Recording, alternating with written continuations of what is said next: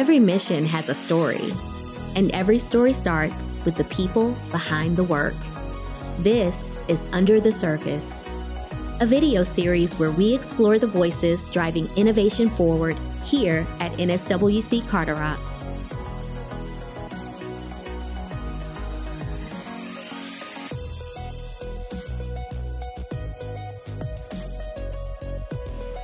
Today on Under the Surface, we're joined by Anindita Mukherjee, a mechanical engineer here at the Naval Surface Warfare Center, Carderock Division.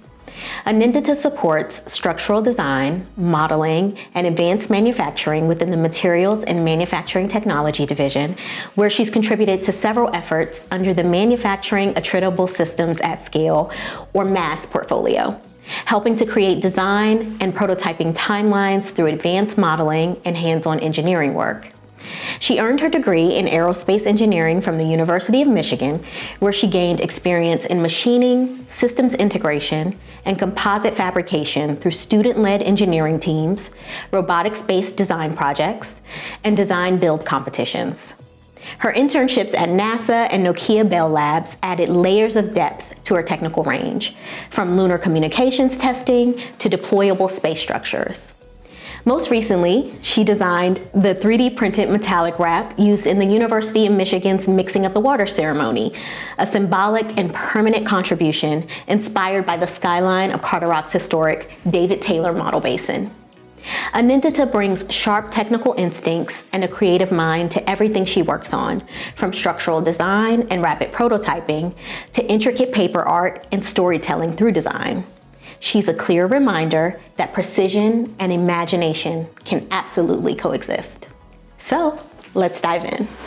Excellent, thanks. Why don't you have such a broad range of interests. So let's start with how you go to school to become an aerospace engineer and then end up at Carderock working for the Navy. So in school, I was focusing on space systems design, so satellites, rockets, etc. And I made eye contact with the right recruiter at career fair, and I think her name is Jessica. I really want to find her and thank her because she was very charismatic, very nice. She comes up to me, what's your major? And I'm like, it's aerospace, because I was kind of just browsing.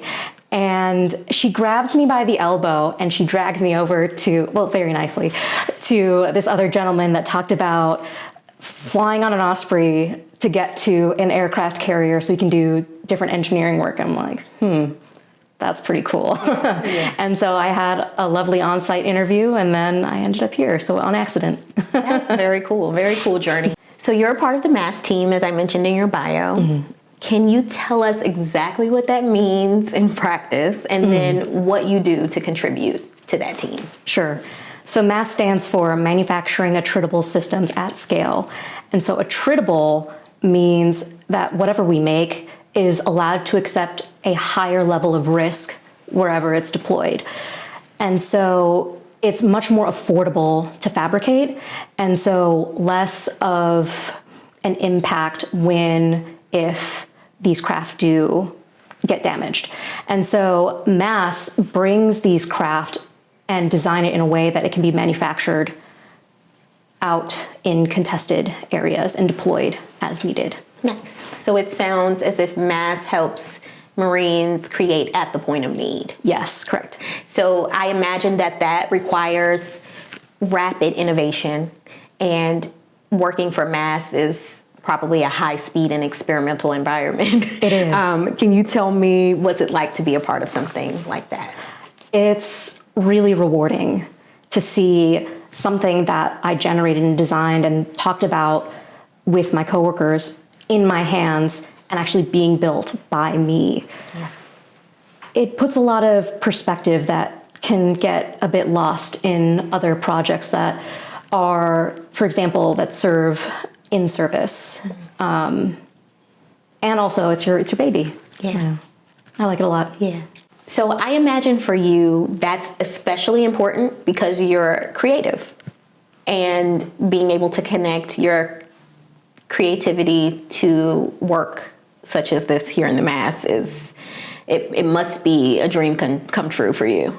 I think it's a job that I always wanted but didn't know. I knew I wanted something hands-on. I knew I wanted a very collaborative environment where I got to use my creativity. I just never thought it would be here.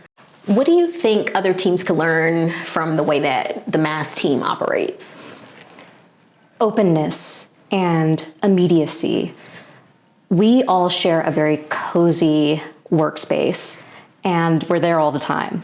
And so being so immediate with one another, and we all have a very good working relationship, we're able to innovate much more quickly. So we have a member from CCD who they are based down in Norfolk. They help with our autonomy systems, and having coworkers from all parts of the team right here, we can make sure that we address any problems that might arise immediately and discuss before we go through a whole design cycle. There's this problem, we need to redo it. So being nearby, being open with one another, and having enthusiasm. Yeah. So I want to switch gears and talk about somewhere that you've blended your creativity and work, and that's the University of Michigan Mixing of the Waters vessel. Yeah. So what you've designed is now permanently displayed at your alma mater. Briefly tell me how that project came together and any feelings or thoughts. So my branch head, Scott Ziv, knows that I am a very creative person and artistic, and also knew that I went to Michigan. So when this project idea came to him, I think he knew right away, hey, this me is a good person to work on the project. And from the get-go, I knew I wanted it to be some kind of cityscape.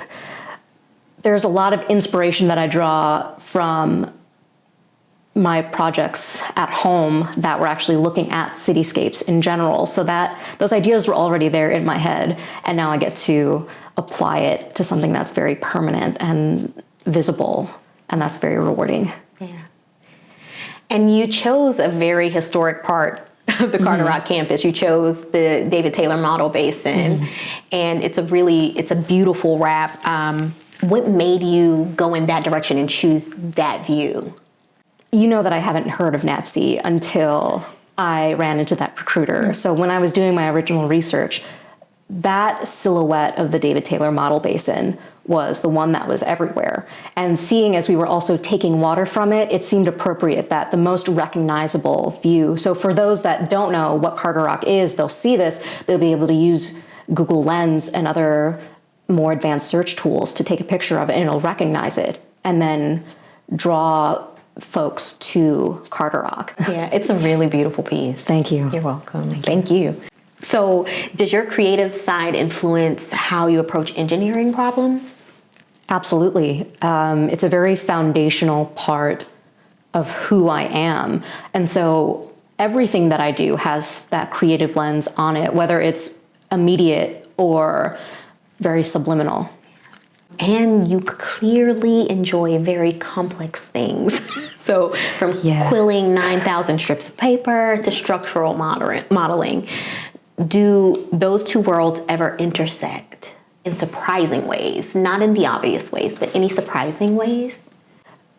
I was doing some work for one of our aircraft carriers, and in mapping various locations on it, I was able to use my artistic skill to very clearly indicate what needed to be indicated to the inspectors, and I got a lot of compliments on it. Nice. I can't go into more detail about it, but it's interesting the things that I can help visualize and communicate to other people using my artistic skills that are already there. Yeah, that's very exciting. So just to wrap it up, what would you tell your younger self or a future engineer who is roaming at a recruiting event and has no idea where they want to go about what's really possible in this field? It's going to sound pretty cliche, but follow your passion.